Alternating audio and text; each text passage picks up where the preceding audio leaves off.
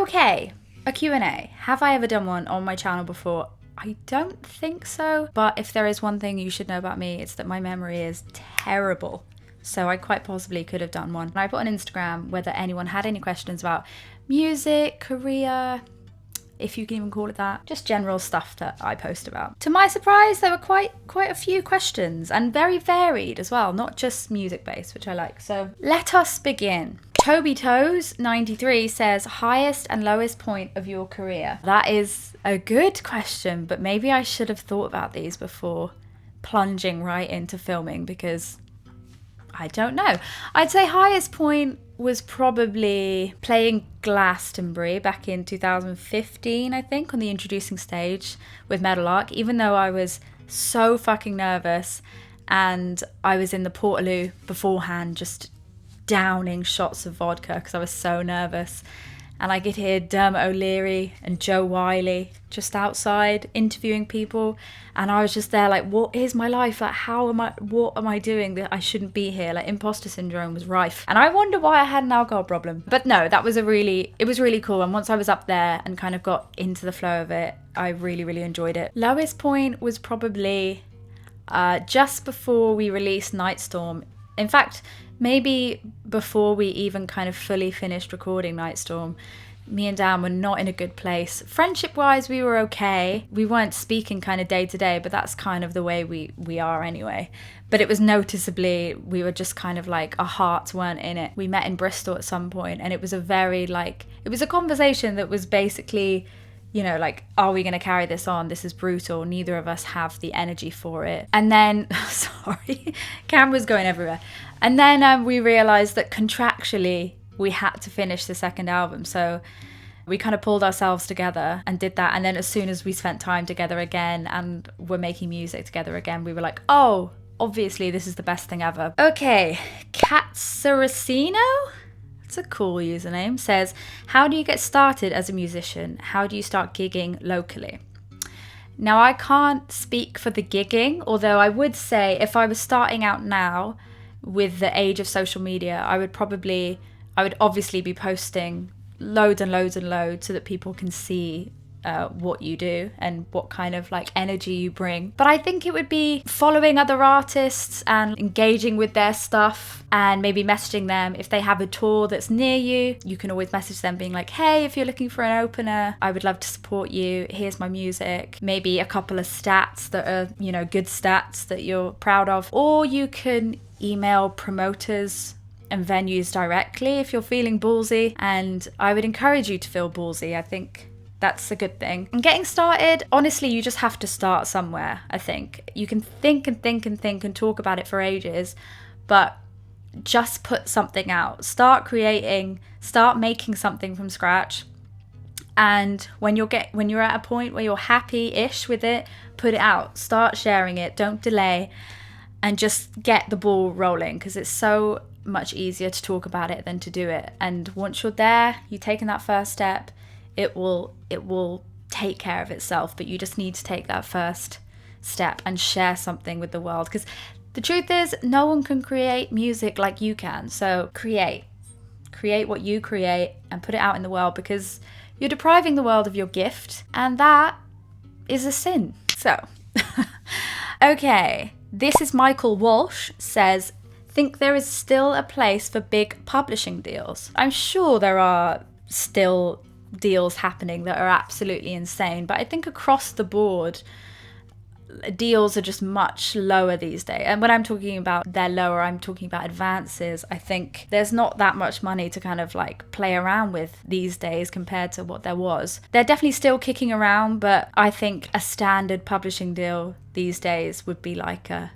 $7.5 grand advance, which is obviously nothing to be sniffed at, but back in the day you could probably get massive amounts of money. And it obviously depends, you know, what you're writing, where you are in your career, who you're writing with. There are so many factors. And maybe I don't think there's a big place because I'm not getting offered massive publishing deals, but I am like staunchly independent now, and it takes so much for me to give up any pieces of my pie because I'm quite protective over it. And You know, you can pretty much do everything yourself these days. So many publishers sell you the world, say that we can get you on all these TV shows and we'll be working hard for you day and night. But I think the truth is they want to get you on board just in case. And then if they get an email saying, hey, we'd like to put this music on a TV show, they can reap the rewards having not done anything. That's my general experience with publishers and labels, to be honest. XG Courtney X, I'm guessing they're kisses. My relationship with food is pretty similar to what you have described. Any advice? Well, I'm sorry that you're in that boat because it's not a nice boat to be in. And for those of you that don't know, the similar food stuff that she is describing is just disordered eating. I wouldn't say I've got an eating disorder, but disordered eating, which is basically just kind of anything from overeating to binge eating to the kind of diet cycle. Just having done that for 30 plus years, I'm at the end of my tether. So I have recently signed on to a program with a bunch of women called the ET-PhD podcast is how I found out about them.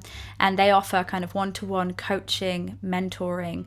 And so I'm currently doing that with a lady named Roz, and she's helping me through it. It's only been like a week or two, but I'm learning a lot more about nutrition and how much protein to have in my day, and not counting calories or anything like that, just trying to get the right amount of nutrients in my body to see how much energy I need in a day and to kind of get my fullness and hunger cues back to normal so that I'm not overeating and binge eating. So I have no proper advice just yet, but when I reach the end of this, and you have to do it a minimum of 3 months, they say, just to kind of get you in the habit of eating like that. If I have any advice at the end of it, I will definitely do a video if people care about that. But yeah, it's difficult, you're not alone, and it's really overwhelming because obviously with food, you have to eat it. Alcohol I can cut out, but food is difficult, and it's such a part of our culture and just like connection, isn't it? So to change the ways around food is very, very difficult. I feel you, and you're not alone, and there is help out there. Okay. How do I begin to make money with songs? So there are lots of ways these days to make money with music. Obviously, streaming is a joke, but funnily enough, most of my income at the moment comes from streaming, and that has been because I have consistently and steadily uploaded songs, whether that be original or covers, every 5 to 6 weeks now for 3 years. And I think that matters to the Spotify gods. I don't know why, but I think it matters for them to see that you are consistent with the quality, and that there is something to invest in, I guess. So if you want to go down the streaming route, I would say be consistent is like the biggest thing. And there's obviously Patreon, that's amazing for creators. But I guess to get to these points, you kind of need to build an audience first and foremost. So I would say just utilize social media as much as possible. I mean, I hate it, don't get me wrong, I hate it.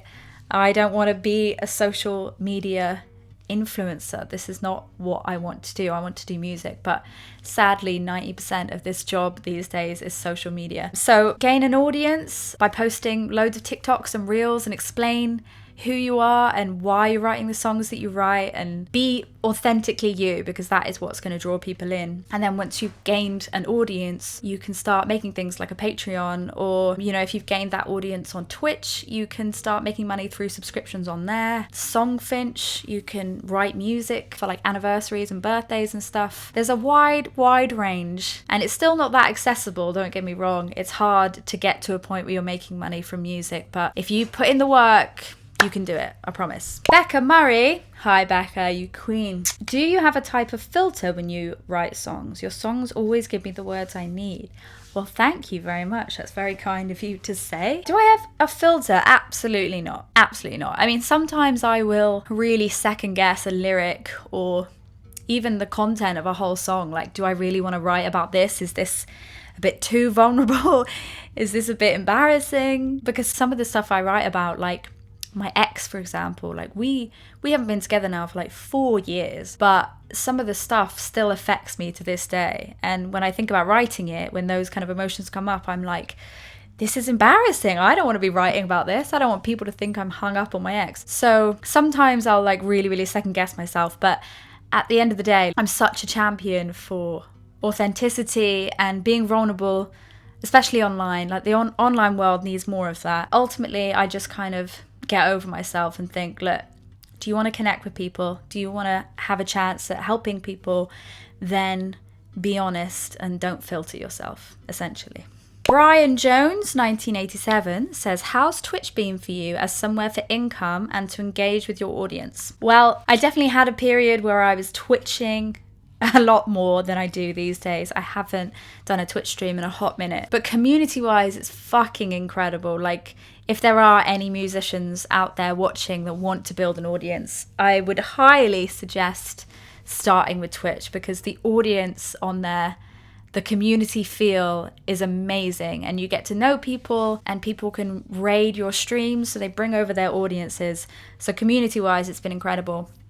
And when I was doing it consistently, like every Tuesday night, the income, it was okay. I think I got to a point maybe where it was about £200-ish a month. Obviously, that kind of goes up and down depending on whether people can afford to subscribe to you that month or not. And a lot of it depended on very generous people just dropping by and sending me Twitch currency out of the blue. And there are a lot of those people. Boston Johnny, if you're around, you're one of those people. So yeah, it can be really lucrative, but you have to be consistent. Again, much like the Spotify world, you have to be consistent.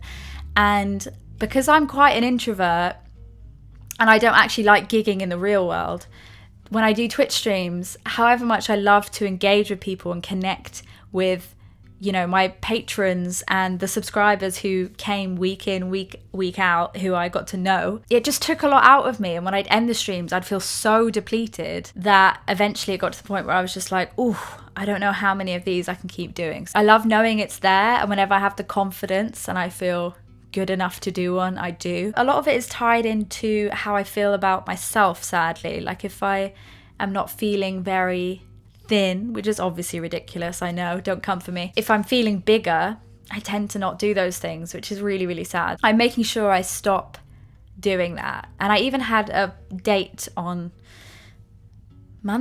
Tuesday this week. And on the Monday, I was like, God, I don't want to do this. I really don't want to do this. I feel so big. I feel bloated. And, you know, I have this core belief that I'm not lovable if I'm bigger. So I was like, oh, I don't want to do it. This is terrible. But I knew I couldn't stop. I couldn't let that stop me from doing things anymore. So I did it, and I'm proud of myself for doing it. Leah_219 says, tips for people who love to write but also are kind of terrified of dealing with the hard topics that come up. Very interesting question. It's so much easier said than done. So hear me when I say that, but you have to just deal with the things that come up. And songwriting can be an amazing tool for that if you let it. Do you know what I mean?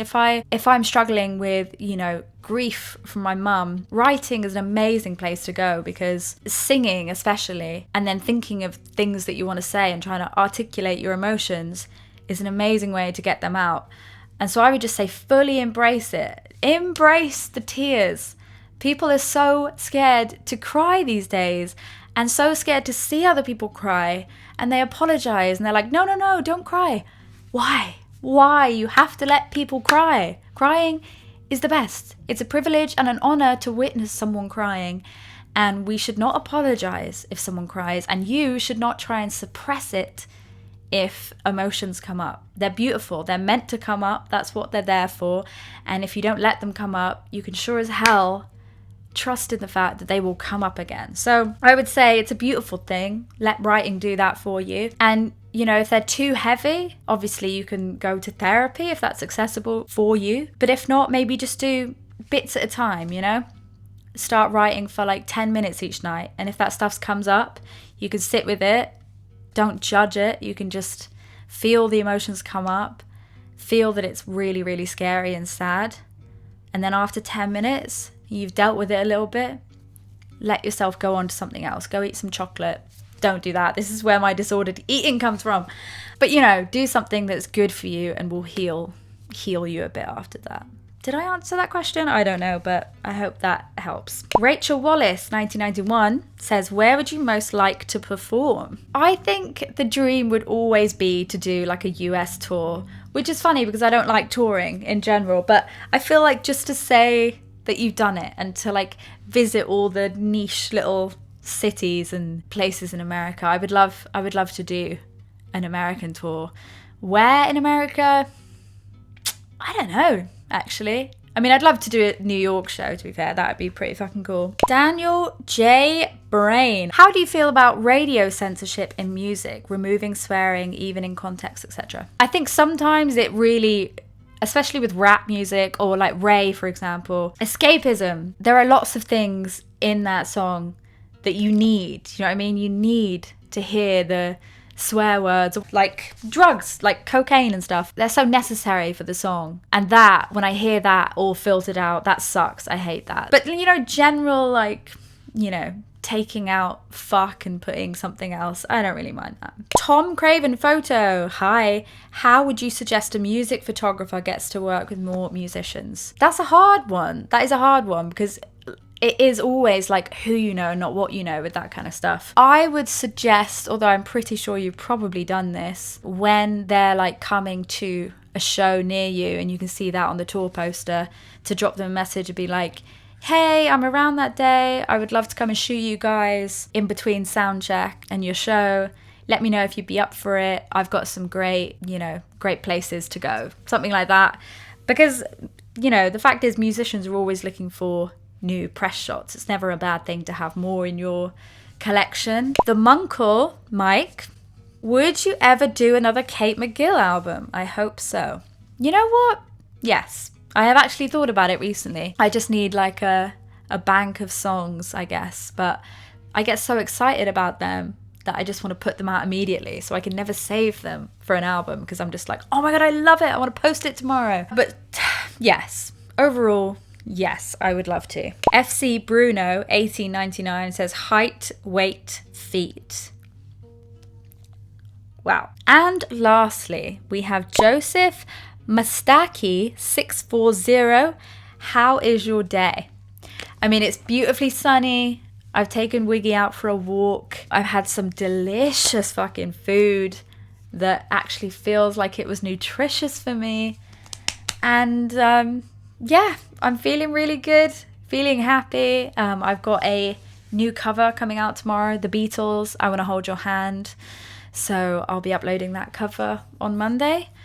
And yeah, subscribe to my Patreon if you would like to see more of me. And I think that's it. Thanks for all the questions, team. Let me know if you'd like me to do more of these things. I feel like I just shove covers in your face all the time.